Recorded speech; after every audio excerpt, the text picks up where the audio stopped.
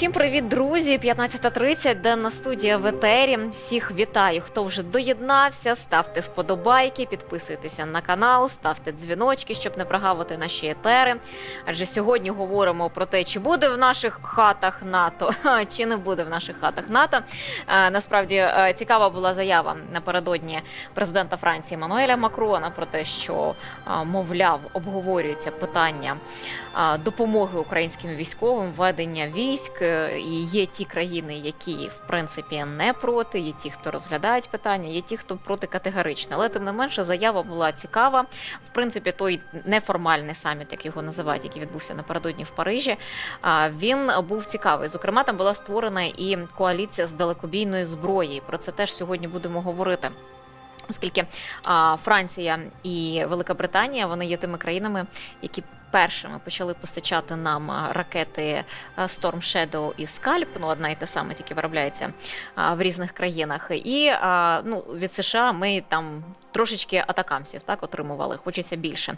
Але тут зібралися з 20 лідерів європейських і світових, поговорили про те, що і як можна допомогти Україні. І про цю коаліцію далекобійної зброї насправді цікаво, тому що яку зброю ще можуть нам, в принципі, допомогти партнери, що можуть нам надати, які це будуть боєприпаси далекобійні, середньої дії. Про все це насправді хочеться поговорити, з'ясувати. Очікуємо гостя. Сьогодні має бути у нас в студії. Так, бачу вже. Доєднуйтеся. Кам'янське, Франківськ. Хто у нас тут? Львів є. Привіт. Горішні Плавні. Дуже зручненько з кнопочкою перенаправлення. Так, раніше її не помічала. Так, там Роман виходив до вас в Радіо Рома, я бачила годинку тому, і спілкувався теж із нашими глядачами, говорили, тому рада всіх, хто доєднався до денної студії. В першу чергу, друзі, донатимо на Збройні Сили України. Хто цього ще не встиг зробити, хто ще не встиг задонатити, ви маєте можливість це зробити зараз. І от Роман вже посміхається мені за кадром, доєднується і зараз покаже знову цю пляшку ігристого Брют. Привіт, Рома. Наливай. Привіт, Ківе. Та ні, яке наливай. Маю до тебе зауваження. Чекай, зараз я скажу про наш збір обов'язково. Хто не встиг задонатити, мають можливість це зробити. Тому що ми збираємо 300 тисяч гривень на потреби Збройних сил України. І задонативши від 100 гривень, маєте можливість взяти участь в розіграші цієї пляшки ігристого вина Брют з нашого українського Криму. Новий світ вона називається. Романа в студії стоїть. Так от, Рома, що я тобі хотіла сказати? Романа в студії стоїть. Це правда, у Романа в студії стоїть. Так. А що це значить, Романе, що Настя вже не дівчинка? Я все чула. Сьогодні. Бо я ляпнув, ти то, в принципі, стать жіноча, дівчинка, в тебе ж дитина є, дочка, чоловік. І я ляпнув. Я молода душею. Бачиш, ти знову. Так я ж не сказав, що ти стара бабця. Ти сказав, жінка, крута, інформаційна валькірія. Йду я якось в себе на районі. Пішла в магазин, підходить до мене чоловік, один якийсь, не знаю, і питає, як там щось кудись пройти. І звертається до мене: «Женщина!» Мені так було це образливо. Боже мій, думаю, що ж я так вже за це на той момент десь рік повномасштабної війни минув. Я думаю, боже мій, невже ж так я так погано виглядаю, що до мене вже кажуть «женщина». Ні, це тебе самонавіювання, це в принципі є рудимент радянських часів, коли так звертаються, знаєш, типу, мужчина, женщина, молодий чоловіче, дівчино, хлопчик, що це за звернення? Ей, хлопчик, іди сюди, хто? Тобто, має бути вже усталене звернення пані, пан. От Назар зараз за кадром питає, а як звертатися? От у нас є прекрасні українські відповідники. Пані, пане, панночко, врешті-решт, є теж таке. Панночко, це треба знати напевно, що вона панночка, а не пані, знаєш. Ну, Так до дитини що це можна вже теж там ті, звернутися хто панночко. Я свою до доньку дитини часто можна, густо так. називаю панночко, панночко Марічко. Тому цей. От Гоголя, коли б читали вій, там панночка ж була, розумієте, і це означає що? Далі вже додумайте самі, що це означає, чому вона панночка. Або панянка, Рома, знаєш, в Полтаві є ти панянський, проговоришся сьогодні. панянський узвіз.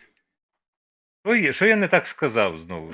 Ну, ти строга дуже, ти перегинаєш палицю, моя вчителько. Там я дивлюсь на твій порядок денний, я до тебе ненадовго для того, щоб підтримати і за Радіо Рома перетягнути глядачів. Тобто отакий формат ми обговорювали, що там по етери в годинку і потім до тебе увірвався ненадовго, тому що тобі перебивати твій порядок денний – це справа марна. Радіо Рома треба вчасно вимикати. Я нагадаю про літачок, це нам на щирик ставити, і літачок може бути ваш, він вже готовий повністю. І якщо зберемо необхідну кількість, то будемо тоді визначати, хто власник літачка. От, не стримуйте себе, на ЗСУ ставимо. Я можу побути, лише послухати те, що ти розказав. Хто в гостях в тебе сьогодні? Я дивлюсь, я верстку До не нас ходив. сьогодні в студію приходить пан Храпчинський, який дуже хотів якраз таки в нас в студії теж бути і говорити, тому що з ним Який хотілося б обговорити. Дмитро? Що? А? Дмитро Храпчин? Звати? Ні, Анатолій. Анатолій. Ну тобто в тебе фізично в студії людина буде? Буде, так. Ми чекаємо, що має О, ось з'явитися. Так, тому що з ним хотілося б поговорити про ту, яку далекобійну зброю нам, в принципі, можуть дати партнери, і про що вчора говорили в Парижі на неформальному саміті.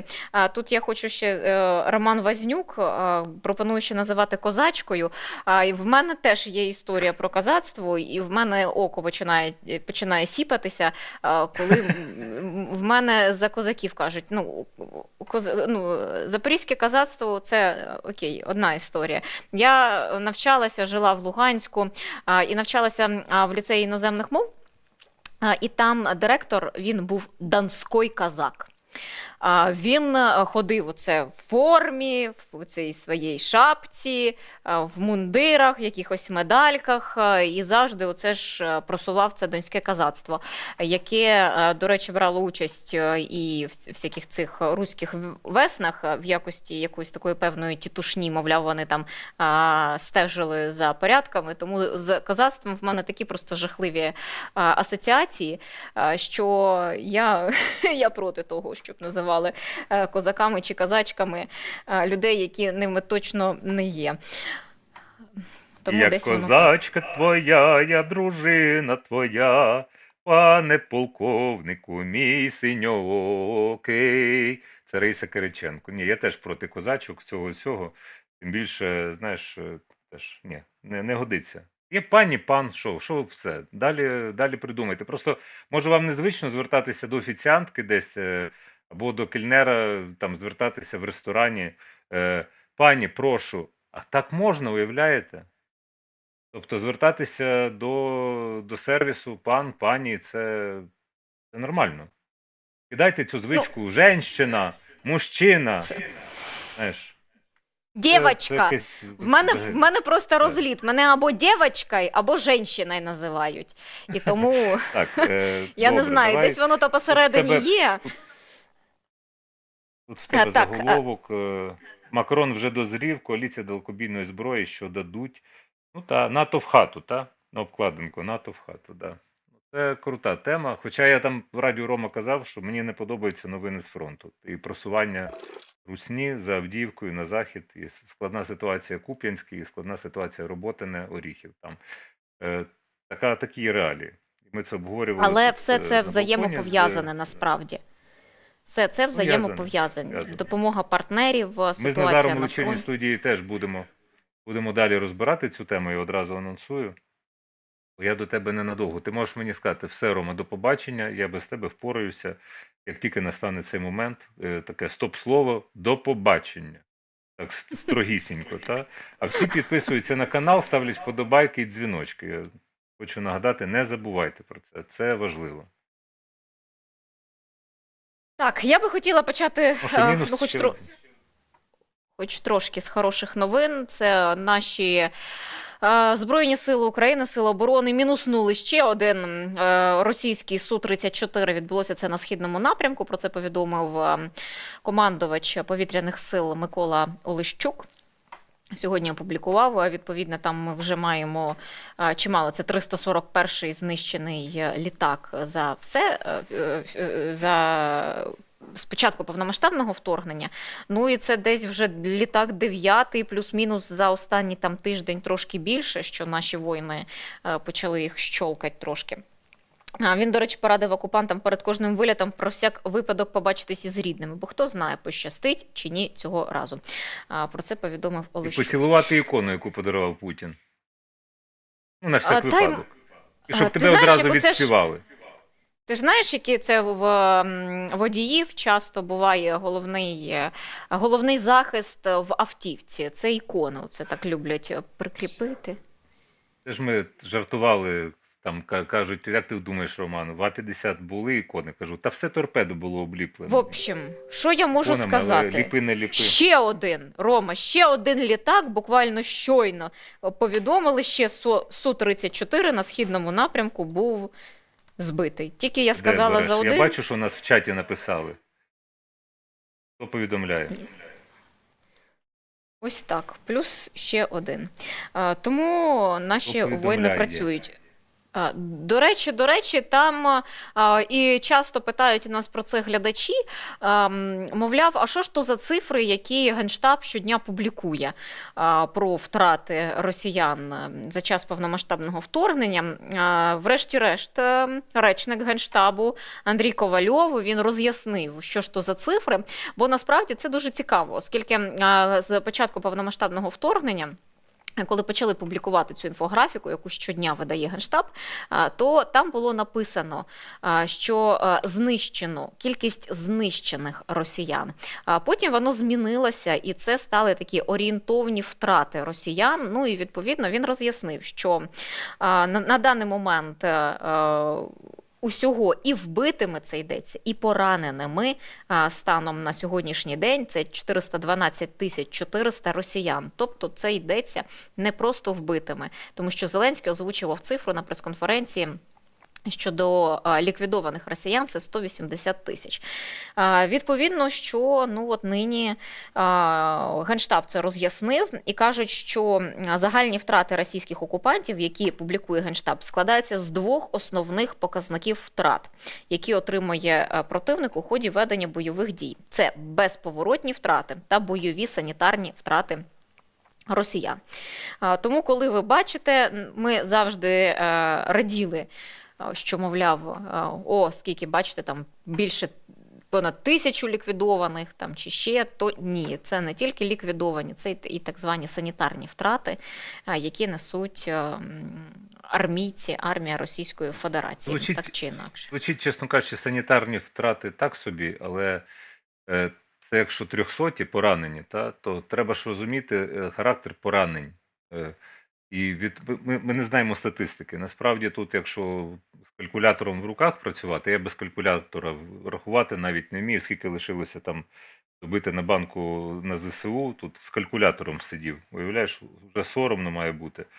Але, такий я. 38 450 треба поставити туди на банку, і тоді у нас буде 300 тисяч. Так от про калькулятор і втрати. З 300-х є легкі поранення, а є важкі поранення. Є відірвані кінцівки. Якщо вже голову відірвало, то це вже не безповоротна втрата. А якщо руку, ногу, просто або дві ноги, то це вже на фронт не піде. Це буде створювати проблеми в самій Російській Федерації, оцей весь біоматеріал, я б так його назвав. Так що все одно дуже багато. Навіть з санітарними так званими втратами це величезна цифра, але вона не зупиняє агресора. Я там в Радіо Рома говорив, що агресора можна зупинити лише гуртом. Тобто Україна самотужки може не впоратися з цим. І це просто теж треба оголошувати і говорити вголос, не боятися говорити правду і собі, і світові, наполягаючи на допомозі. Тому НАТО в хату, welcome to paradise, те, що називається. І я не думаю, що Україна буде проти, якщо деякі країни нам надішлють свій військовий контингент разом зі зброєю. Ясна річ, вони ж не з лопатами прийдуть воювати. це правильний був крок на випередження. Тому що чекати, що Україна сама купити перемогу не можна. Тобто, скільки б грошей не давали, або скільки озброєння, а зброю тримають в руках живі люди. І це теж треба враховувати. Тому тут з одного боку Макрон невже такі заяви від Макрона, як і Шольц. Шольц, правда, щось зам'явся з Таурусами, але знов-таки це може бути тимчасова історія до пори до часу. Тому що наші, от відступаючи там, ну, за великим рахунком, я не можу сказати, о, та що таке, знаєш, типу, чого ж нема наступу, там, ворог тисне, у них м'ясні штурми, у них мало того, і ще авіаційні штурми м'ясні, тобто вони оцими кабами обстрілюють все, що тільки можна і не можна. Вони зрозуміли, що каби це їхнє, от, в принципі, те, що не можна збити, в принципі, протиповітряною обороною, і у них ці каби, ну, досить потужні, треба зрозуміти. І от, власне, кожен збитий літак – це значить зменшення кількості кабів, які скидають на українські і мирні міста, і на голови наших захисників. От така історія. Тому можна лише порадіти за Макрона, навіть і за Шольца авансом. І подивимося, як просуватиметься американська підтримка, тому що весь цей бардак американський, він мене вже дістає. І я відверто в програмі USA+UA Дмитрові говорив, що з точки зору людина, яка живе в Україні, перебуває в Україні, це все американське, значить, танці з бубнами, це, ну, це взагалі немає ніякого розуміння. Нам байдуже ваша політична конкуренція і так далі. Якщо ви пообіцяли, а ви всі обіцяли нам допомогу стояти до останнього з Україною, то куди ж ви втекли в останній момент? Повертаєшся, знаєш, а Джона нема. Ну, це я так уявно там, або дяді Сема нема. Дядя Сем, ти де? Та я пішов, тут мені треба памперс поміняти, бо я вже старий кандидат в президенти. Вони ж обидва старі. Тобто у нас якась геронтократія. І Путіну вже не 15, розумієш? З усіх боків оточили оці от люди, які б мали дати дорогу молодим. Ну, менше з тим. Я такі зауваження поробив. Я все, можу йти, правильно ж? Тому що, щоб тобі не перебувати порядок денний, тим більше в тебе гість в студії. Знаєш, я тут буду як то кажуть, блін, ну це російською просто. Залишайся там, хлопчик, з нами, будеш нашим королем, я перекладу, да? Тому можеш ще навіть залишайся, трошечки... хлопчик, з нами, та. Це вірменський мультик, між іншим. І ти знаєш, що цікаво, що зміна позиції Вірменії. Так ти згадала, і Вірменію я доклею, знаєш тепер. Ти знаєш, що вони там, Зеленський прийде в Вірменію, кажуть, ну і що, ну це ж він до нас їде, причому тут Росія, реакція Росії, нам по цимбалах. І сьогоднішня новина ще одна, що вони кажуть, а ви знаєте, росіяни, ви тут у нас своїх прикордонників тримаєте в аеропорту Єревану, не хотіли б їх вивезти. Вони нам не охороняють ніякі кордони, взагалі ваш контингент нам спричиняв більше проблем, ніж вирішував питання. Так що Вірменія, так дивлюсь, дуже Вірменія – це насправді дуже цікава розвертається. історія. Я коли їздила в Вірменію по роботі, це був рік, мабуть, якийсь там 2018, мені здається, десь туди, я там провела більше тижня. І спілкувалися там як з їхніми місцевими політиками, спілкувалися там з людьми просто на вулицях. Це було прикро, я тоді працювала на 24-му каналі, мені прикро не було не тому, що я там працювала, а прикро, коли спілкувалися в першу чергу з місцевими мешканцями. Коли ти просто ходиш по центру місту, так, працюєш, там якісь бліци пишеш, якісь коментарі пишеш, там стендап пишеш, і вони підходять і питають, а там на мікрофоні 24 ж завжди написано. І вони підходять і питають, а це ви з Росія-24? І ми пояснювали, що ні, ребята, ми не Росія, ми український канал і таке інше. Справа в тому, що там багато населення, яке, на жаль, вони орієнтовані на Російську Федерацію. Тобто вони люблять Росію, вони підтримують Росію, і не все так однозначно і таке інше. Це було до повномасштабного вторгнення Російської Федерації, але вже під час війни, під час окупації Росією наших територій. І ми в буквальному сенсі з ким могли проводили цю роз'яснювальну роботу. Нас туди повезли якраз таки вірменська спільнота, яка в Україні Є вони вкрай, ну вони є проукраїнськими, і вони український порядок денний просувають там в себе. І коли я ж кажу, ми просто з цим ну, навколо цього всього спілкувалися, то ось така історія, коли, типу, ну, Росія наш друг, Росія там ледве не наш брат, так, вона була неприємна. Мені б хотілося б, щоб ну, дійсно почути, а як зараз, що кажуть просто звичайні вірмени, як це для них, як вони тепер сприймають Росію, як вони сприймають стосунки з Росією і війну в Україні, повномасштабну вже війну Росії проти України. Але от не знаю, не була там після того, але той тиждень був показовим. До речі, в контексті там я і побачила ще й Макрона. В цей час він теж був з візитом в Єревані, і так сталося, що ми трошки Тут я перетнулися. можу там. пояснити, вірменська діаспора дуже величезна у Франції, власне. Так, я це знаю. Тобто Так. вірмени, це дуже, дуже впливова сила насправді. І багато відомих французів вірменського походження, так само в Сполучених Штатах, з Росією Вірменію, на жаль, теж зв'язують такі от фактично васальні взаємини тривалий час, тому що вірмени так само впевнено себе почували в Російській Федерації. Один тільки Петросян чого вартий, і Маргарита Сіманян. Це ж вірмени, по суті, ну, вірменські прізвища. Не забувайте і про це. І це, але з Росією це радше мафіозні зв'язки. Ну, тобто це така от коза ностра вірменського розливу, і тому багато хто заточений там був на Росію, так само і грузини, між іншим. Тому не дивуйтеся, що Іванішвілі там в Грузії теж заточений на Росію, тому що а куди ж він до цієї цицьки може присмоктатися, як не до російської? Те саме стосувалося вірменів. Але Вірменія має і свою історію протестного руху, і зараз, якщо Зеленський поїде у Вірменію, то це дуже добрий знак, і Вірменія, яка дістає жести, скажімо, або знаки підтримки з боку Європейського Союзу. Хочу нагадати, що в 2013 році, коли був саміт, власне, це Вільнюський саміт Східного партнерства, ну коли набували членства тобто асоціацію підписували, вірмени відмовилися в останній момент. Це і Україна не підписала, а вірмени в останній момент поміняли прозахідний вектор, тому що вони теж входили в Євронест, в Східне партнерство, вони поміняли на Митний Союз, на ОДКБ, просто буквально там за кілька тижнів. Це було дуже дивне рішення, тепер вони надолужують втрачене. І це добре, хоча Москва не спить, і це теж треба розуміти, для вірмен це може стати якоюсь неприємністю, хоча тут треба дивитися. Це геополітика вже виходить, тому що Арцах припинив своє існування, тобто Нагірно-Карабахська ця от республіка і окуповані території повернуті Азербайджану, фактично всі. Арцах припинив існування з 1 січня 2024 року. І далі вірмени говорять, що ми готові жити в мирі з Туреччиною і Азербайджаном. Це дуже важливо. Дуже важливо, там ще є питання геноцид вірмен в Туреччині, ну як він подається.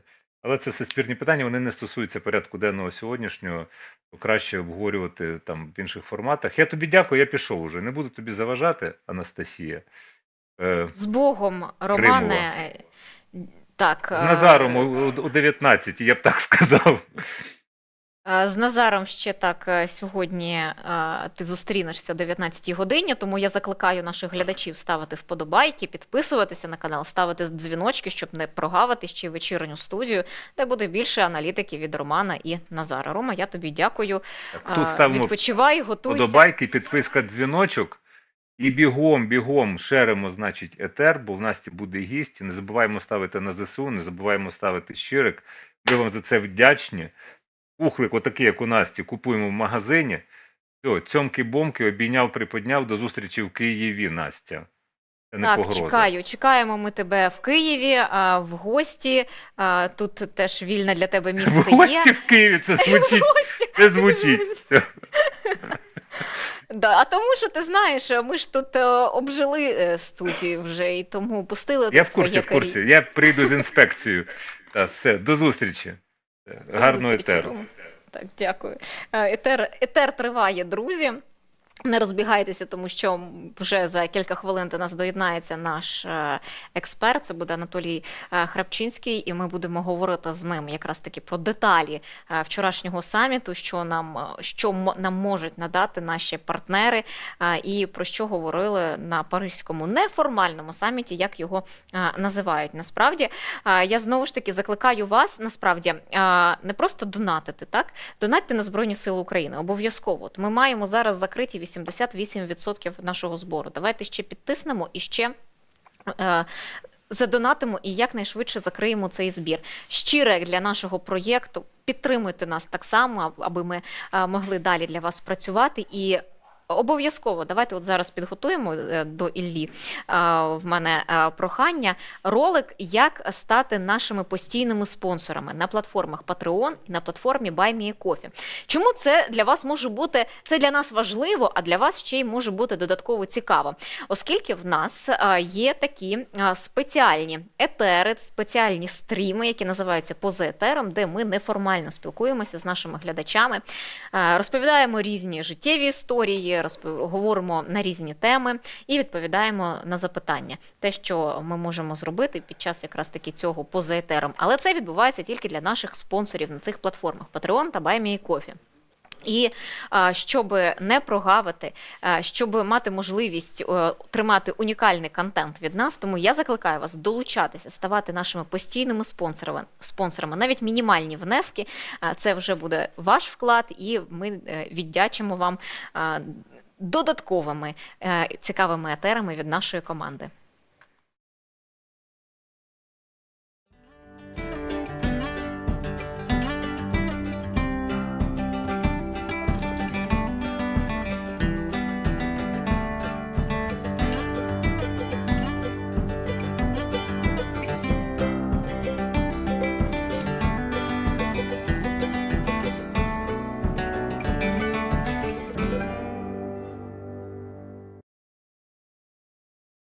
Так, я сподіваюся, що за ці буквально кілька секунд та менше хвилинки ви зрозуміли, як доєднатися, і вже робите це тицяючи. Отож, про Париж будемо говорити сьогодні, і, зокрема, як я вже сказала, це наша тема, тут одна із головних, це НАТО в хату, оскільки Макрон допустив, що в майбутньому Захід може відправити в Україну свої війська. На прес-конференції після завершення засідання союзників у Парижі президент Франції сказав, що вони зроблять усе необхідне, щоб Росія не змогла виграти цю війну. В цьому контексті Макрон зазначив, що відправку західних військ в Україну у майбутньому не можна виключати. Тобто Франція, по суті, розглядає цей момент, що свої сухопутні війська вони можуть відправити на допомогу до України. Там вже він також наголосив, що є важливо, що між союзниками зараз немає консенсусу щодо відправлення військ на війну в Україну. Ми чули і заяви від Німеччини, зокрема і по Таурусах. Про це все будемо говорити. Дякую всім, хто донатить на наш проєкт. Дякую за те, що ви не залишаєтеся байдужими. І, зокрема, з цього приводу ще висловився президент Польщі Анджей Дуда. Він сказав, що можливість ведення військ на засіданні точилася, і це була найгарячіша дискусія. Відповідно, що є країни, які розглядають таку можливість у майбутньому. Це не означає, що це відбудеться прямо зараз. Вже завтра приїдуть до нас французькі військові і допоможуть нам відбивати на умовній Авдіївці наступ армії Російської Федерації. Але, тим не менше, така можливість в майбутньому Францію розглядається, але низка країн заявили, що ні. Зокрема, і генсек НАТО Єнс Столтенберг сказав, що у Альянса немає планів відправляти війська в Україну. Але з іншого боку, цікава заява прозвучала і з боку Єврокомісії, оскільки її представник сказав, це була досить така розпливчаста відповідь, але він сказав, що відправка військ в Україну є відповідальністю і суверенним рішенням країн Європейського Союзу. Тобто виходить, що поза НАТО вони можуть ухвалити таке рішення і теоретично вести свої війська. Але що важливо, і з чого я б насправді і хотіла глобально почати розглядати цю тему, то Макрон також оголосив про створення нової коаліції для постачання Україні ракет і боєприпасів великої дальності. Він зазначив, що нова коаліція буде створена для постачання ракет і бомб як середньої, так і великої дальності в Україну. Він додав, що ми переконані, що поразка Росії необхідна для безпеки і стабільності в Європі. Тож далі вже до нашої студії прийшов і доєднався Анатолій Храпчинський, експерт з авіації. Дякую. Вітаю вас. Дякую, Вітаю. що прийшли до нашої студії. Ми як домовлялися Минулого разу пообіцяли, ви прийшли. Минулого тижня. Ми завжди раді тут бачити в нашій студії гостей, це завжди приємніше особисто розмовляти. Ну, слухайте, вчора така коаліція, ну, начебто на неформальному засіданні була створена. Це було якось поза контактною групою, яка відбувається в форматі Рамштайн. Це ініціатива Макрона, який зібрав там з 20 європейських лідерів. І Сполучені Штати, так розумію, там теж якось були залучені. Зеленський брав участь теж дистанційно в цьому заході. Але коаліція з постачання далекобійної зброї. Ну, ми про це просимо давно. Є в нас Велика Британія, яка почала Storm Shadow постачати, є Франція, яка почала постачати нам скальпи, ну, ті ж самі Storm Shadow французького виробництва, плюс було там деяке постачання атакамсів від Сполучених Штатів Америки. А що мають інші країни? Ну, якщо створилася така коаліція, то теоретично про яку зброю може йти мова, що вони можуть надати? Тому що кажуть про середньої дальності боєприпаси і кажуть про великої дальності боєприпаси.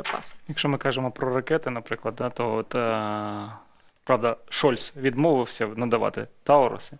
Але якщо казати безпосередньо про Тауруси, то можна і казати, що застосовувати на більш великих відстанях. Тут слід зазначити, що і F-16, які надійдуть до нас, повинні будуть комплектуватися ракетами JASSM, які можуть використовуватися на різних дистанціях, тобто максимальна дистанція – це 980 км. Тому ми можемо казати про враження стратегічних об'єктів на території Росії. І тут слід таке зауваження зробити, що Ян Столтенберг заявив, що F-16 можуть використовуватися і для там, нанесення стратегічних ударів по території Російської Федерації.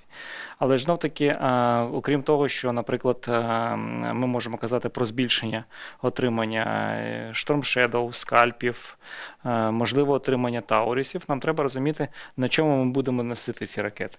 Тут же треба посилювати безпосередньо, потрібна бути ще авіаційна коаліція, яка б надавала не тільки нам F-16, а й різні типи літаків. Якщо ми кажемо про Тауруси, то для цього нам треба гріпони, які зможуть їх нести. Якщо ми кажемо про збільшення скальпів або Storm Shadow, то ми можемо казати про Mirage 2000D.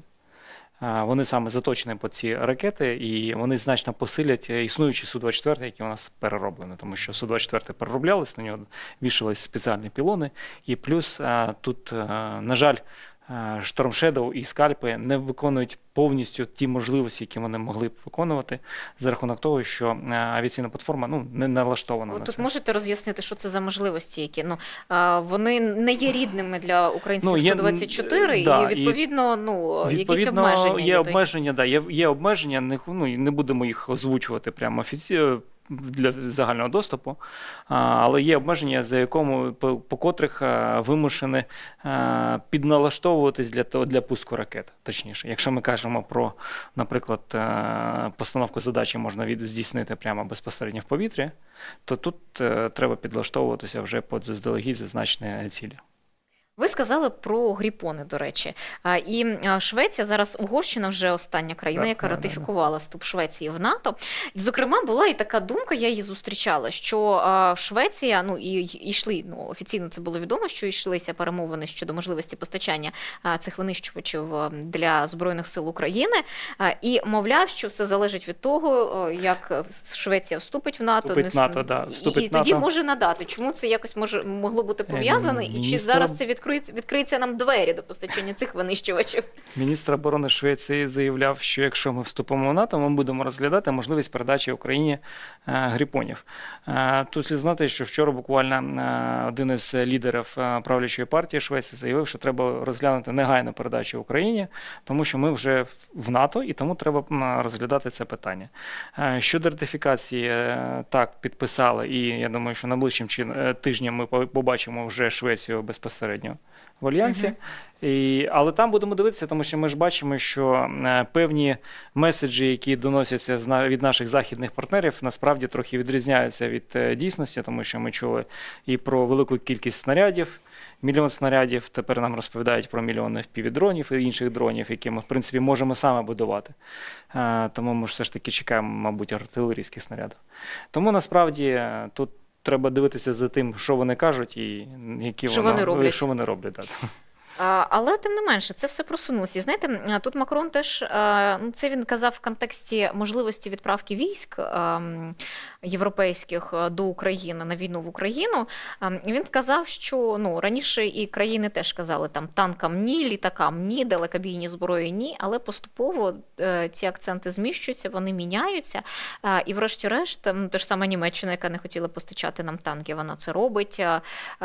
Ті ж самі Сполучені Штати, які не хотіли постачати F-16, принаймні зараз ми говоримо про навчання. Вони навчають, Нідерланди, Данія нам допомагають і нададуть ці винищувачі. І так само, в принципі, з далекобійною зброєю. Тобто сьогодні Шольц каже Таурусам для України ні, а завтра Швеція нам погодить передачу, це ж теж не відбудеться завтра Гріпонів, то відповідно тоді і відкриються ворота, двері для постачання Таурусів з Німеччини. І це те ж саме, червона лінія Шольца, так би мовити, вона теж трошки зітреться, змінить відтінок і скаже, ні, ми, можливо, і це будемо. Тому що я, насправді, дивлюсь на це так, що кожному свій час, щоб він дійшов до цього. Щоправда, в нас цього часу немає. І все нам потрібно було ще на вчора. Але, от ви кажете про те, що, якщо ракети далекобійні нам дадуть, там якісь нові, зокрема там для F-16, так, але ви і про Міражі згадали, і про Гріпони згадали, але це теж час на навчання. Від моменту того, як нам скажуть, що окей, ми готові вам їх передавати, то це треба навчитися. От зараз ми бачимо з пілотами F-16, що це пізніше почалось, затягуються і зсуваються терміни, коли ж ці літаки можуть бути вже в Україні. Я думаю, що тут зсуваються терміни виключно із політичних рішень якихось з боку наших західних партнерів, тому що пілоти насправді у нас не навчаються, а перенавчаються. Так, дійсно, є пілоти, які навчаються з нуля. Це курсанти вузів, які там по програмі Офісу 61 проходять дворічна перепідготовка взагалі повітряних сил до отримання літаків F-16. Стосовно Гріпонів, на Гріпонах наші пілоти вже пілотували, вони розуміють, як це. І знов-таки, якщо ми отримуємо F-16, навчимо пілотів на F-16, перенавчання на Гріпоні або інші літаки, це просто отримання доступу до експлуатації нового типу літака. В принципі, тут немає якоїсь великої проблеми. Да, дійсно, це знов-таки займе якихось 3 місяці, насправді. Але ми ж бачимо протягом усіх цих 2 років повномасштабного вторгнення, що насправді всі рішення з запізненням суттєво впливають на те, що відбувається на лінії фронту. А якщо ми кажемо про ракети, а окрім того, що ви сказали, до F-16 мають бути далекобійні ракети, а ще щось можуть нам дати? Можливо, це йдеться не тільки про ракети, а там, наприклад, і про безпілотники якихось далекобійні, ось ця коаліція. В нас, я так розумію, ж немає такої, в Росії багато кабів. В нас чи є вони, чи ми їх застосовуємо, чи можуть нам надати щось на кшталт такого теж? Крилаті ракети, крилаті бомби теж можуть надати разом з F-16. Вони є в комплектації, там є і велика кількість ракет малої дальності, які можуть знищувати безпосередньо на землі техніку броньовану. Більше того, на F-16 можна виявляти цю техніку і знищувати її. І принцип роботи такий є, що відправив і забувся. Тобто ти навівся на ціль, відправив, ракета полетіла, ти виконуєш далі задачі. І це значно спрощує. Тобто тут пілот же насправді воює і підходить, шукає цілі або вирішує якісь глобальні питання. На відміну на тому, чому зараз ми літаємо, Тому насправді, а щодо безпосередньо інших засобів озброєння, ну є велика кількість різного типу озброєння, яке б могло б застосуватися, і далекобійного, і балістичних ракет, і ракет з наземної платформи. Але ж знов-таки все впирається в те, що наші західні партнери неодноразово нам спочатку повторювали активно дуже, що ми не можемо використовувати по території Російської Федерації, ми можемо використовувати по тимчасово окупованій. Але давайте повернемося до того, що наші власні можливості дозволили нам, наприклад, знищувати нафтові станції російські і так далі. Тому тут треба, мабуть, нам все ж таки себе стимулювати і розвиватись більше. Знаєте, я себе спіймала ще на тій думці, от коли ми кажемо про заборону використання зброї, так, ну, в нас в повітряних силах, якщо я не помиляюся, Юрій Ігнат, він підтверджував про те, що ми Петріоти застосовували, збиваючи російську авіацію в повітряному просторі Російської Федерації. Це було, коли там в один день і гвинтокрили були, здається, збиті. Брянська різня. Можливо, здається, саме в Брянській області. Тому в мене склалося таке враження, що ми начебто в повітряному просторі можемо застосовувати.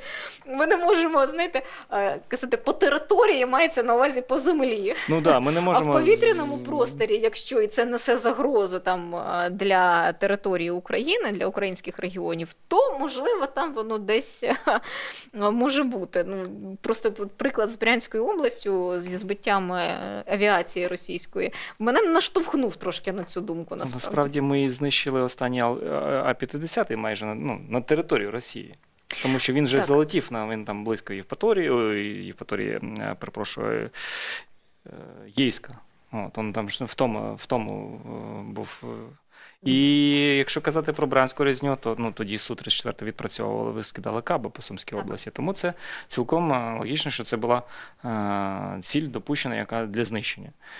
І гелікоптери це група прикриття, які відпрацьовували, вони намагалися осліпити наші Петріоти. Ну, як бачимо, російський реп прекрасно осліплює сам себе тільки. От, і тому, знов-таки, повертаючись до російського реба, тут би зазначив, що він, я постійно це кажу, він переоцінений, його просто багато. Су-34. Більшість всіх, сьогодні Су-34 був знищений, до речі. Вже два, так? Да? Близько 14-ї години, поки ви їхали до нас, був ще збитий один, офіційно підтверджено теж. Су-34 обладнаний системою радіоелектронної боротьби Хібіни, яка просувалась з боку Росії як найактивніша система захисту. Вона ставиться не тільки на Су-34, на Су-30, на Су-35, вони теж збиваються. І тут, мабуть, все ж таки вона погано працює, тому що задача цієї системи радіоелектронної боротьби – захищати літак, створювати там певні завади для радіолокаційної станції виявлення, створювати завади для ракет, які летять в бік літака, ну і виявляти ці ракети взагалом. Але, як бачимо, рахуйте, близько 35 літаків за весь час повномасштабного вторгнення Су-34, саме Су-34. І для порівняння кількість старих радянських Су-25 близько 35 теж збитих. Тому зрозуміло, коли мене питають, як це так може бути, що в Росії ж така авіація. А як так відбувається, що старі радянські літаки знищуються з такою швидкістю, як і нові російські літаки? Мабуть, все ж таки треба повірити і дослухатись то, що говорять фахівці, що це глибоко модернізований Су-27. Тобто це теж саме старі дрожжі, тільки покрашені. В Росії ще просто є така історія, як корупція, і вони з розкраданням коштів можуть десь, вибачте, лажати в виробництві своєї зброї. Це не виключено. Не кажу, що прям так і є, але це не виключено, оскільки потім, коли вони розконсервовують танки, а вони без двигунів, то це теж історія про те, що все стоїть на складах, двигуни розпродаються, а потім виявляється, що в бій не може піти. Але тим не менше техніка в них є. А про літаки, ми знищуємо їхні літаки, і зараз дуже активно це сталося.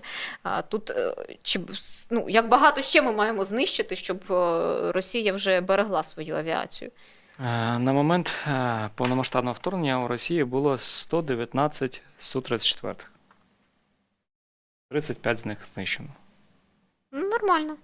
Тому, в принципі, ну і плюс не забуваємо, що ці Су-34 все ж таки вони розсередоточені по території Росії, знаходяться там і на Далекому Східі, і там десь на південних аеродромах. Тому зрозуміло, що, ну, на жаль, тут треба зробити таку увагу, що Росія воює до останнього солдата.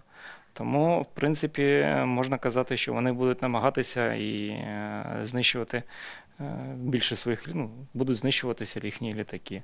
А-50 у них залишилось там, кажуть, 6, я би сказав, що чесно, залишилось, може, 3, тому що насправді кількість літаків, які здатні виконувати ті задачі, які наразі відбуваються на полі бою, саме з рахунок наявного високотехнологічного озброєння, наявного натівського озброєння,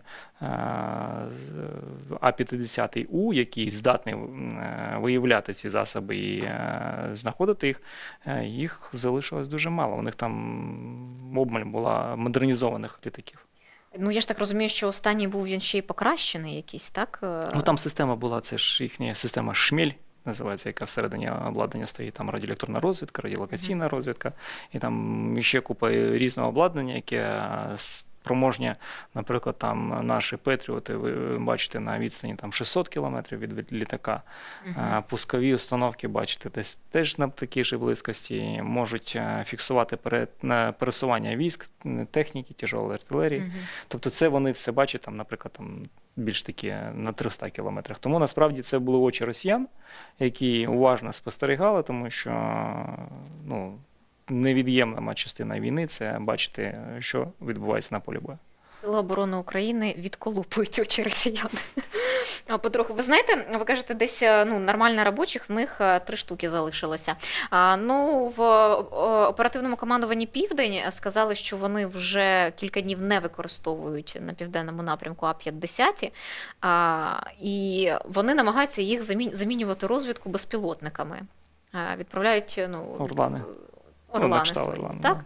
А наскільки воно може замінити літак А-50? Ну, Орлан же ж з огляду на те, що на цьому Орлані стоїть, яке обладнання стоїть для розвідки, там, чи це візуальні, чи знов таки це які засоби виявлення радіолокаційні, тут залежить від цього.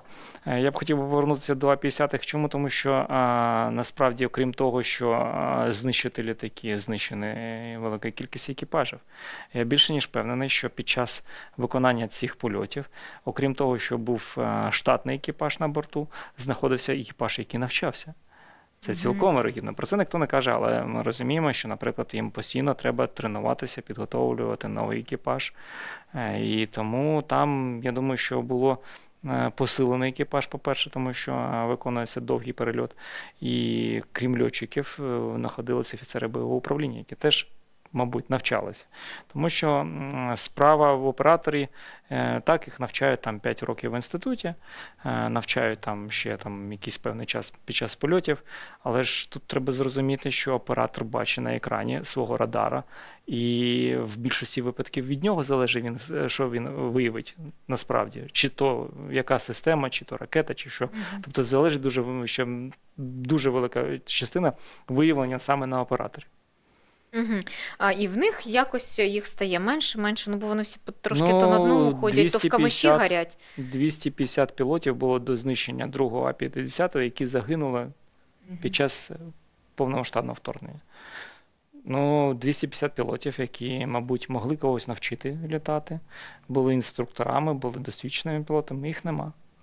Ну, А-50, я так розумію, скоро тільки над Сибіром зможуть десь літати, щоб там...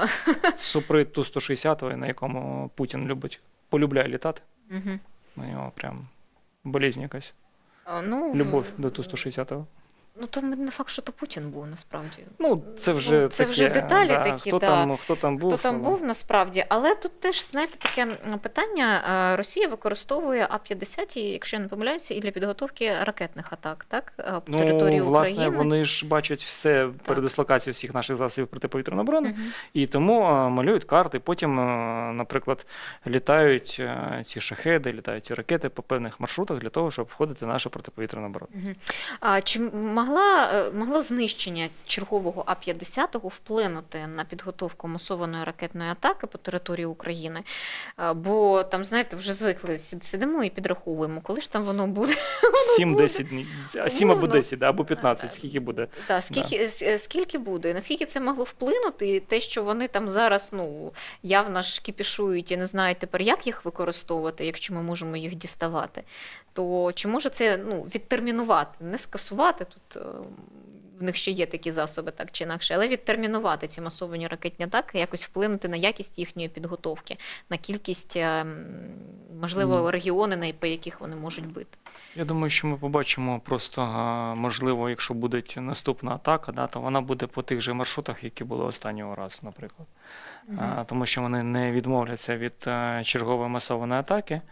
Але ж знов-таки давайте повернемось до того, що зміна тактики масованих атак суттєво ми її бачимо, тому що насправді останнім часом вони збільшили кількість саме балістичних ракет і збільшили між масованими атаками збільшили використання ракет малої і середньої дальності з тих же самих літаків Сухого.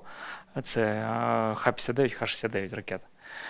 Тому тут можна очікувати будь-що завгодно, але зрозуміло, що суттєво вплине, тому що під час тих же самих масованих атак А-50 був в повітрі і сканував наш повітряний простір. Угу. Знаєте, хотілося б, щоб вони взагалі їх вже не приганяли, насправді, тому що їм це стає все небезпечніше і небезпечніше, насправді. Але, знаєте, тут ще хотілося б з вами поговорити, зокрема, і в контексті, знову ж таки, повертаючись до цього Паризького саміту і про заяву Макрона про можливість колись там ввести свої війська на територію України. Насправді, це історія дуже цікава. Я так назвала наш етер «НАТО в хату». Я тут згадую своє життя в Луганську, коли він ще не був окупований, але окупація починалася.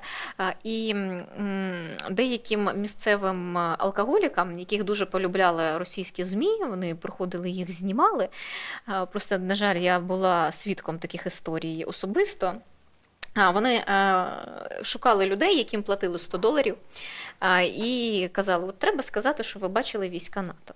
І це дуже сильно розганялося, і в принципі, от я пам'ятаю ще там до цих подій 2014 року, там «Русської весни», як вони це люблять називати, на жаль, це в ці дні воно якраз там потихеньку починалося, то всі, ой, ми там бачили військових НАТО, от все військові НАТО в Луганську, а там в нас багато університетів було, в яких вчилося багато іноземців. Там було недорого для них, і вони приїжджали туди з різних країн. І вони завжди там чомусь бачили в них саме війська НАТО. Але ось така лякалка, вона розганялася, що, мовляв, все, війська НАТО в Україні. В принципі, це і продовжується Росією спекуляції, що вони воюють вже не просто з українцями, а воюють вже з натівцями, що їхні військові воюють у нас теж на фронті. У нас є іноземні легіони, у нас є добровольці, які з інших країн можуть доєднуватися до Збройних сил України. Але тут Макрон каже про ймовірність застосування сухопутних військ Франції, зокрема там в майбутньому для участі в бойових діях. Як на мене, насправді, це можливо бути те ж саме там через добровольчі батальйони Збройних сил України, бо я маю сумніви, що прям Франція буде згодна так офіційно ввести свої війська на територію України, то тоді Росія зможе вдарити і по Франції вже офіційно. Тому запустити ракети може. Запустити ракети. Зрозуміло, там, що танками вони там не доїдуть, далеченько їм буде, але запустити ті ж самі ракети далекобійні. А в них такі є, які можуть туди долетіти до Франції? Х-101 5000 кілометрів. 5000 кілометрів літає, отак. Значить, щось кудись вони можуть долетіти, бо ми звикли по території вона у нас України. просто блуждає постійно, то літає на Львів, повертається до Києва, тому за рахунок цього вони навантажують наше ППО і Так, то і в нас, от я хотіла б, то знаєте, навіть в контексті авіації запитати, бо йшлося, зокрема, і обговорення про те, що нам потрібні там літаки, не тільки F-16 інших країн. Ви теж казали про можливість там міражі, які можуть теоретично Франція надати. Так от з цими, наприклад, французькими винищувачами, теоретично вони ж в такому разі можуть надати своїх пілотів, які там добровольцями можуть підписати контракт в Збройних силах України, і воювати в лавах Збройних сил України, по суті, це французькі війська, так, але в лавах Збройних силах України як добровольці. От якщо, я думаю зараз про такий хід. У нас, коли пообіцяли нам F-16, одразу ж сказали, що ми навчимо ваших пілотів, і потім ви зможете використовувати F-16. До речі, як тільки надали F-16, одразу з'явилась велика кількість людей, які бажали літати на цих F-16, американських пілотів, які були досвідчені і готові були літати для того, щоб допомагати нам виборювати нашу перемогу. Тому цілком ймовірно, що якщо навіть Франції надасть літаки, то знову буде обмеження в плані, ви підготуйте своїх власних пілотів, тоді ми будемо вже використовувати, тоді ми зможемо дати вам ці міражі або там на кшталт гріпонів, якщо Швецію кажемо. Тому тут ми ж бачимо, що, наприклад, відбувається певний такий, знаєте, розмова там, якщо ви дасте Абрамси, ми дамо ракети, а якщо ви дасте там Атакамси, то ми щось ще дамо. І от більше всього, мабуть, боляче дивитися на те, що вони там щось вирішують, а нам треба боротися, майже не голими руками, але все одно треба боротися проти тих кабів, які летять в наш бік, і інших, і скільки артилерійських снарядів вони використовують. Але з іншого боку, якщо, наприклад, ми можемо казати про ведення військ окремих держав, там, наприклад, тої ж Франції, чому б ні? Тобто Франція суверенна держава, вона може прийняти рішення посилити, наприклад, Україну своїми військовими, якщо таке буде бажання. За це повинен проголосувати буде парламент Франції, скоріш за все. І так по інших країнах. Ми ж бачили, наприклад, на прикладі Другої світової війни, що там певна кількість країн доєдналась, коли вже побачили, що є певні вималювання перемоги. Тут просто справа в тому, що це не Друга світова, це в Росії там називається, це в Росії називається СВО. І те, що ми бачимо по міжнародних структурах, таких як, наприклад, Організація Об'єднаних Націй, так, які ніяк ні на що не можуть вплинути, ні там Червоний Хрест, які там Міжнародний комітет Червоного Хреста мається на увазі, теж не можуть особливо ні в чому допомогти, і всі вони стають бездіяльними. І, можливо, нам все ж таки краще зараз дайте нам більше зброї, а війська, можливо, ваші і не знадобляться, насправді-то. Бо, в теорії, воно, як на мене, звісно, що все можливо, але, як на мене, це сумнівна історія, тому що зараз, гаряча дискусія, вони кажуть, що вона була. І це обговорювалося. Є ряд країн, між іншим, вони не називаються, окрім того, що ми знаємо про Францію, де Макрон заявив, що розглядається така можливість. Тільки є заява там окремих країн і Альянсу безпосередньо. Швеція сказала, що не потрібно ніякі, Польща сказала, Чеська Республіка сказала, що не збираються відправляти свої війська. Та ж сама Німеччина сказала, Шольц сказав, що наземних військ європейських країн чи НАТО в Україні не буде.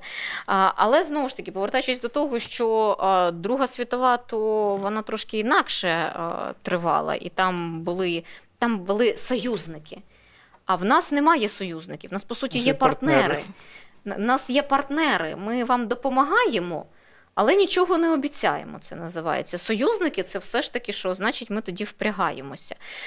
Якщо союзники з нами впрягаються, то вони вже стають частиною цього театру бойових дій, цієї війни, і тоді безпосередньо стають учасниками війни. Так? Тобто... Тим не менше, у Росії теж є партнери у вигляді Кореї, Ірану. Союзників в них теж немає, але в них є партнери. Ви знаєте, ви казали про якраз і снаряди, то близько 3 мільйонів снарядів калібру 152 мм КНДР відправила до Росії за інформацією Bloomberg з посиланням на міністра оборони Південної Кореї. Що вони, це вже про артилерію, але тим не менше 3 мільйона артилерійських снарядів КНДР і навіть мільйона нам не можуть, це про обіцянки, так, партнерів, не союзників, що вони і цього не можуть надати. Хотілося б побачити цю далекобійну зброю і насправді з дозволом, врешті-решт, бити по території Росії. Ну, є завод Луч, який треба знищувати, які виробляють ті ж Х-59, Х-69 ракети. Тому насправді там є велика А кількість де він підприємств. розташований? Під Москвою. В Підмосков'ї. Зовсім Недалеко. рядышком. Недалеко, так. Да. Є, наприклад, є трохи далі там улюблений Казанський авіаційний завод, який виробляє, ремонтує стратегічні літаки, і там же є і гелікоптерний завод, який гелікоптери робить. В принципі, велика кількість, і давайте повернемося до того, що є Енгельс, який треба знищувати, є Шайковка, яку треба знищувати, Оленя теж треба знищувати. Тут роботи дуже багато, дайте нам Але тільки чим. Оленя дуже далеко. З урахування, знов-таки, може бути таке, що взлетять Ту-160 і відправлять, наприклад, свої ракети, а вони полетять в Оленю. Може таке бути. Тому що Я мрію про це. Це може я маю надію, що може ГУР все ж таки зможе так зробити, що пакет з документом по створенню певних координат, куди навозити треба ракети, поміняють і будуть зміни координат. Десь помиляться в координатах. Насправді там же ж ракети Х-101, вони вводяться координати заздалегідь, тобто не з літака запускаються координати. Чому літаки випускають з певних рубежів? Тому що лише з тої точки пуску може ракета долетіти до тої цілі, де треба. Тому, звісно, що можна, якщо зробити певну там операцію, то підмінити. В мене є дві мрії, насправді. Окрім великої, так, є такі дрібненькі, такі маленькими кроками. Це знищення Міг-31К. Їх, до речі, багато чи небагато в Росії? Їх небагато, саме кашок небагато, тому що вони вироблялись під платформи кінжала. Але хочу пояснити, що Міг-31К сам по собі після декількох пусків може саме знищитися. Чому? Тому що за рахунок двигунів, які у нього стоять, і для того, щоб запустити ракету, йому треба перейти. І оці переходи на надзвукову швидкість зменшують можливості і ресурси двигуна значно. Пам'ятаєте, в Білорусі горіло Міг-31? Оце вони дуже потужно руди підняли на газ. Тобто газ додали. Тому тут, в принципі, теж можна допомогти. Можна допомогти, да. Тобто там двигуни є, проблемні двигуни є. Це з радянських часів всі пам'ятають, що з них саме з Міг-31 з двигунами були проблеми. Тобто в теорії може самознищитися. Ще й над Кремлем найкраще. Друга моя мрія це якраз таки на 9 травня, да? Так, якраз таки до Оленії, щоб ще долетіли їхні ракети, повернулися десь і там залишилися. Знаєте, тут хотіла б ще підняти таку тему. Ми ж говоримо про збиття авіації російської, і ці випадки почастішали. І зараз розмірковують, що, мовляв, це може відбуватися з модернізованих установок С-200. Це можливо, і чи можуть в нас бути такі розробки і застосування таких ракет по російській авіації? Розглядають питання того, що могли б використати С-200 за рахунок дальності дії, можливої модернізації ракети. Я більше покладаю, в мене більше розуміння є щодо створених нових систем протиповітряної оборони Франксам, яка передбачає від собою імплементацію на старі радянські буки, на старі оси, американських ракет, поєднання С-300 РЛС з пусковими установками Петріота. Тому, знов-таки, наскільки була глибока модернізація ракети С-200 для того, щоб радіолокаційні станції виявлення на літаку А-50 не побачили. Більше того, літак А-50 захищається авіаційною групою Су-30 або Су-35. Вони самі тобто не вони теж не побачили. Вони самі не ходять. Там авіаційна група йде два винищувача, які супроводжують, або один винищувач супроводжує, плюс Іл-22 і А-50. І це авіаційна група постійно літає, їх прикриває винищувач для того, щоб, тому що коли перший раз знищили А-50, пілот винищувача сказав всім спокійної ночі, а тут у нас підбили самоліт. І все. І накивав п'ятим. Тому, І пірнув. Да. Ні, ну, він встиг вбігти. Тому тут, повертаючись до того, якими засобами, ну, давайте будемо відверти, ми точно дізнаємося це вже після перемоги. Або тоді, коли наші точно- спецслужби захочуть про це Ну, сказати. бо тоді, коли наша спецслужба про це захоче сказати. Да. Тому що атака Кримського мосту теж була. Довго не казали, чим, як ми це Да, не б'ємо. зрозуміло, Потім хто нам їхав, да. показали Sea Babies, малюків малюка. І тепер на них і тепер вони активно використовуються. Магура з'явилася. Ну, тобто поступово нам цю інформацію видають, але не одразу. Тому я ж кажу, можливо, і раніше ми про це дізнаємося, коли нам захочуть про це сказати. Ну, а росіяни, врешті-решт, вони самі можуть зрозуміти, чим ми по них б'ємо. Ну, там, з вивчення уламків, ну, Там уламків не залишилось, можливо. Поки ми ж згорів. Ну, там же ж все ж впало, там десь в море, десь на суші щось впало. Тому, в принципі, по варіації того, як саме на літаку, ну, от якщо ми кажемо про, наприклад, про Іл-22, який зміг приземлитися, який зміг долетити, по шрапнелі, які там простріляли, але я не впевнений, що там буде якийсь повний варіант. Їм легше визнати, що це або дружній вогонь, або це F-16, блуждаючи в степях України. Тобто, ну, В камишах десь Петріот з Краснодарського краю. Да. Ну, то тут різне питання. Я думаю, що, в принципі, після того, що ми бачимо, що використовується на лінії фронту, як використовується на лінії фронту, той ж самий вампір, який зараз використовують активно проти шахедів, він не передбачав знищення повітряних цілей. Просто наші військові – це щось... Наукові знаєте, інститути відпочивають. Знаєте, коли там дізнаєшся там певну інформацію і думаєш, як наші військові в таких умовах реально і на тій базі, які На колінках. дають і використовують все це, бо в мене просто іноді я схиляюся перед цими людьми, оскільки вони роблять неймовірні речі. І ви кажете теж за те, що вони використовують техніку, яка для цього не була передбачена навіть, то насправді ось це і є застосування новітніх технологій, та навіть не новітніх технологій, а новітні способи використання старих технологій. Тим не менше, але ну, нам потрібно боротися з кабами, і для цього потрібні F-16. Як далеко тоді зможе наша авіація відігнати російську? Зараз ми, як можемо, відганяємо її, так, збиваючи там на східному напрямку, збиваючи на південних напрямках, збиваючи, ну, унікальні речі просто роблять це з ДРЛВ А-50, що, в принципі, в світовій історії, здається, такого і не було. Ніколи не траплялося. А в нас вже два на рахунку наших сил оборони. І третій ще поранений в Мачулищах. Да. В Білорусі тоді. Дуже тяжко, тому що там по антенах ударили. Це саме найдорожче, що є в цьому літаку. Але він залишився без найдорожчого. Я пам'ятаю, як потім показували, як він десь високо-високо відео летить, що, мовляв, з ним все добре. Але так, щоб антени не було видно, тільки що її там... По відео видно, що вони перефарбовані були. Прям перефарбовані, перефарбовані видно було, тому що мені скинули ввечері. Я кажу, ну так подивіться, як було, як стало.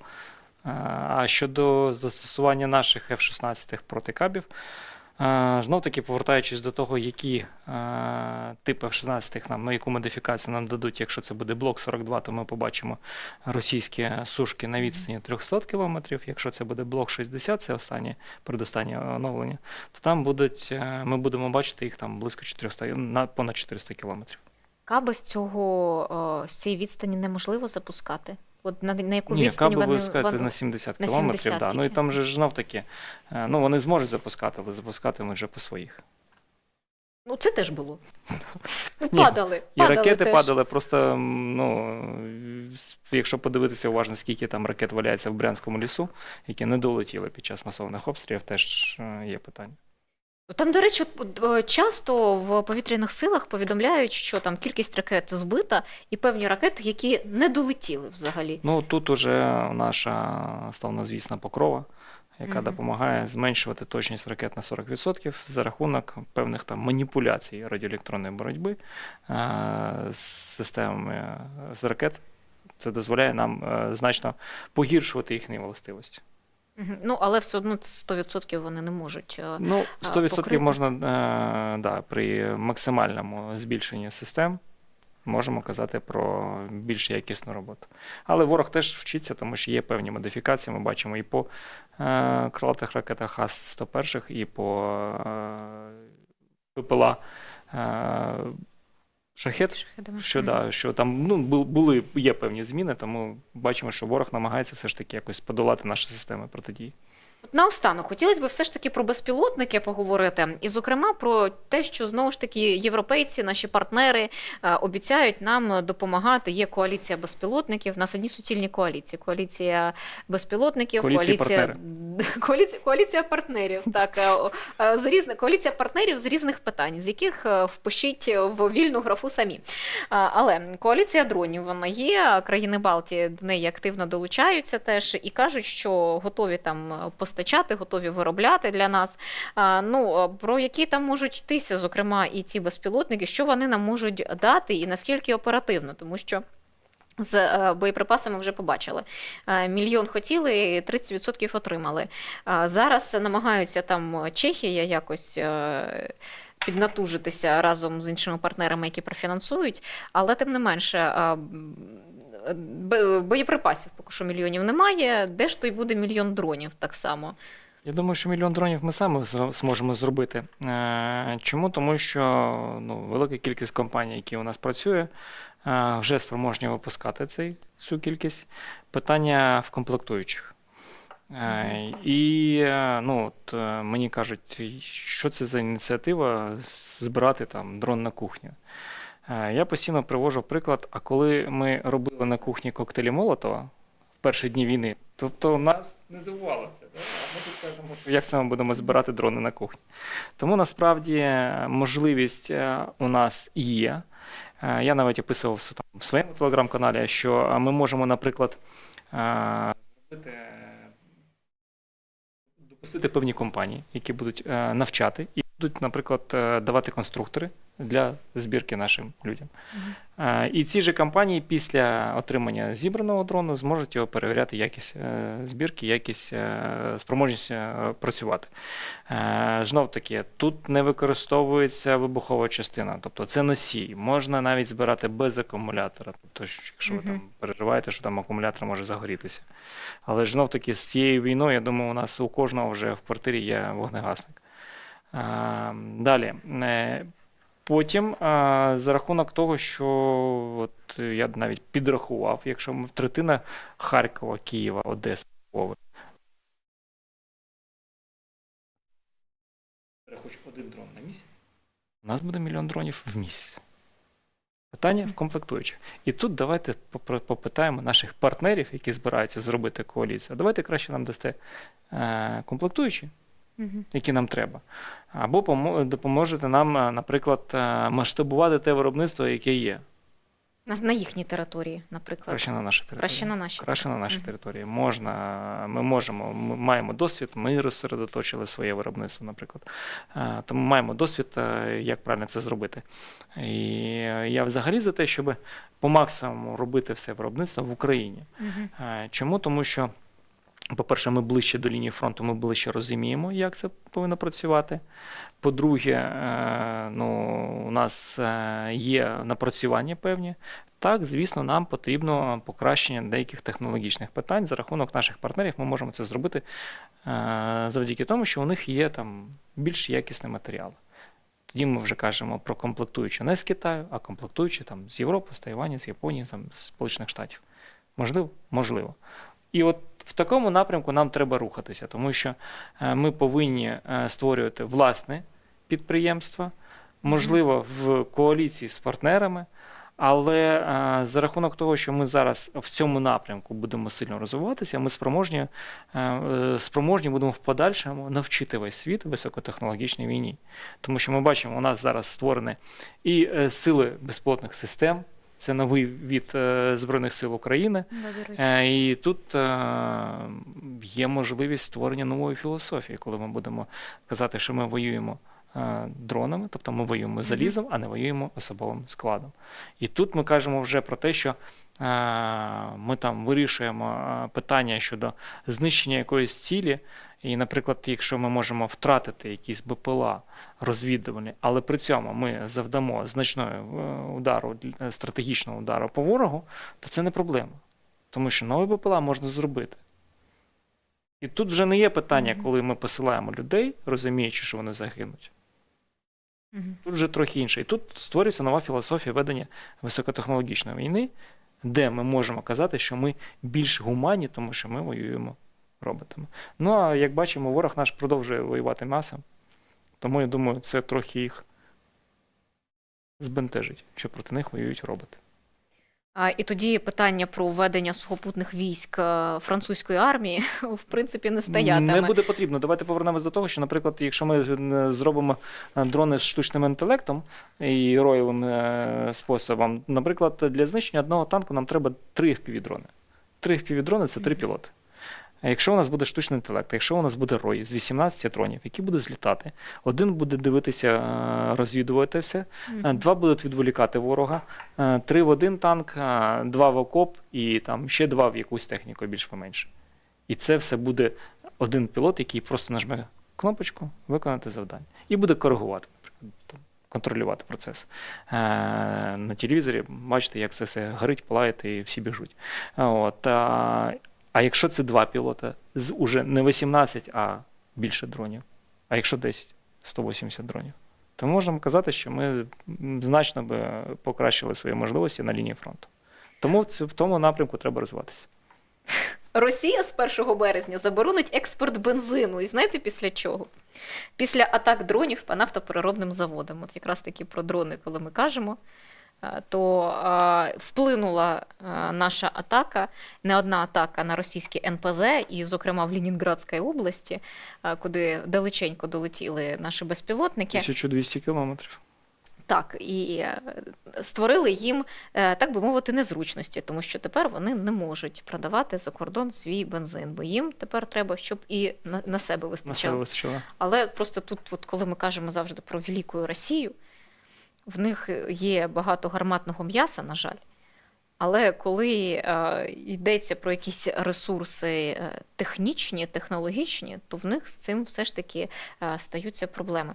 Ну, Анатолій, я вам буду дякувати за те, що долучилися, за те, що приїхали, за розмову, за роз'яснення.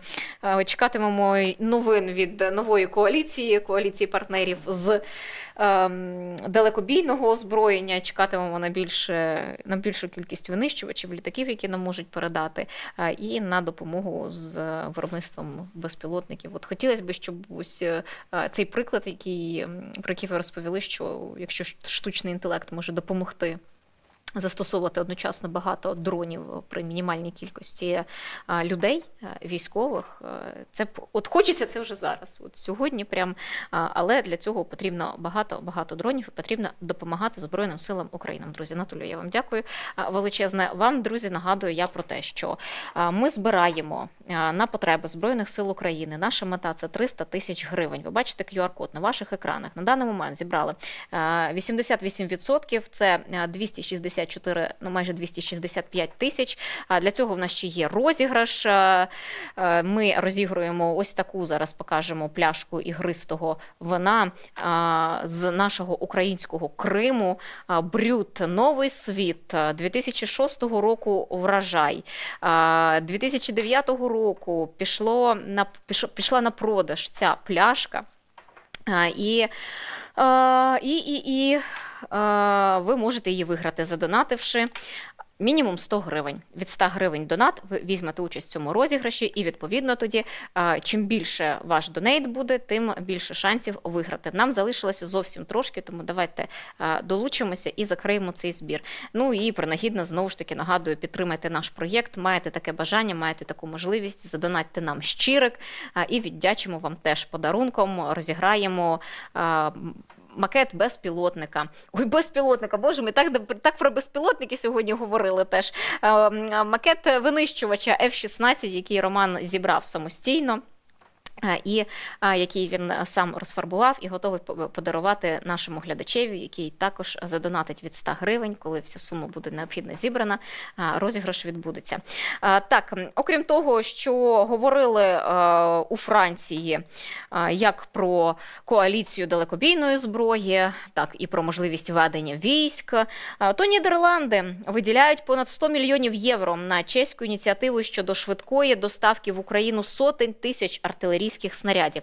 Ну, я нагадаю, що президент Чехії Петер Павел заявив, що знайшов, де ж можна купити для України 800 тисяч артилерійських снарядів. Йдеться про країни Африки, йдеться про Південну Корею, але потрібні на це гроші, потрібно, щоб їх доставили. Відповідно, Нідерланди сказали, що вони готові виділити на цю ініціативу чеську гроші. А як пише французьке видання, то загалом 15 країн готові допомогти Чехії із закупівлею цих снарядів. Тому чекаємо, нам потрібно як ніколи артилерійські снаряди, бо їх дуже нам бракує. І нам потрібно вони тут і зараз. І тому якнайшвидше, якщо знайдуть наші партнери гроші на цю ініціативу, якщо вони знайдуть на закупівлю, то відповідно ми зможемо швидко, щоб їх доставили нам і швидко їх використовували. Адже зараз на фронті ситуація в нас тяжка насправді. І ті новини, які йдуть з різних напрямків, вони, поки що не такі оптимістичні, як хотілося б. Зокрема, аналітики Deep State повідомили, що війська Російської Федерації захопили селище Степове і Сєвєрне. Вони просуваються, росіяни, на захід і північний захід від Авдіївки. Давайте покажемо ми цю мапу, де це відбувається, ось так. Deep State про це повідомили. В 3-й штурмовій бригаді теж дали деталі ситуації під Авдіївкою. Кажуть, що вона дуже складна. Активні наступальні дії росіяни продовжують здійснювати і вдень, і вночі. Основний напрямок – це лінія населених пунктів Бердичі-Орлівка. Також дуже активні бойові дії йдуть в районі Красногорівки. Росіяни намагаються закріпитись на захоплених територіях величезною кількістю піхоти. То щодо дій українських сил, то, зокрема, і 3-я штурмова бригада, і інші підрозділи не просто сидять в обороні, а втілюють контратакуючі заходи. І геть не оптимістично, на жаль, я трошки буду завершувати цей етер, оскільки хочу вам ще дати думку адвоката та ветерана війни Масі Наєма, який в інтерв'ю, зокрема, сказав, що Україна зараз в буквальному сенсі на межі втрати держави. Ми зараз на межі втрати держави. Це не ймовірність така дуже далека, це не про ядерку, можливо, буде, можливо, не буде.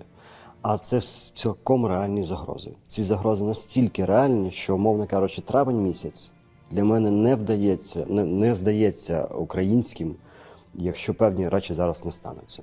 Тобто, цілком очевидно може статися, що в травні місяці вам треба буде планувати жити в іншій країні, якщо ви патріот, бо тому що жити з русньою тут ви не зможете. То ти тепер маєш обрати. Мотивацію ти сам або включиш себе і будеш захищати свою державу, або їдь до поляків. Не хочеться нам всім їхати до поляків, погодьтеся, тому відшукуємо в собі щонайменше мотивацію і обов'язково донатимо на Збройні Сили України. Друзі, я нагадую, що є в нас збір, долучайтеся до нього, будь ласка. QR-код на ваших екранах, мета 300 тисяч, залишилося небагато, все в описі до нашої трансляції так само є. Від нас залежить, в першу чергу від нас залежить наша майбутня перемога. Зрозуміло, що залежить від наших партнерів, про це сьогодні весь етер ми говорили, про цей неформальний саміт в Парижі, про можливість введення, дякую за ваші донейти, про можливість введення військ інших держав на територію України, чи вони зможуть тут бути, в яких ролях, зокрема, тому що можуть допомогти і нам і з авіацією, приїхати пілоти разом зі своєю авіацією і нам допомагати боротися з Російською Федерацією. Але в першочергово від них, звісно, що потрібна нам це допомога. Це допомога в техніці, це допомога в комплектуючих, це допомога і в ремонті. Зокрема, бо це величезна військова підтримка для нашої країни. Вподобайку, будь ласка, поставте до нашого етеру. Підпишіться на канал обов'язково і дзвіночок, аби не прогавити. Сьогодні о 19-й годині ще буде вечірня студія, де буде більше аналітики від Романа Скрипіна та Назара Задарія. Ми ж зустрінемося з вами в денній студії завтра о 15:30. Я на всіх чекатиму.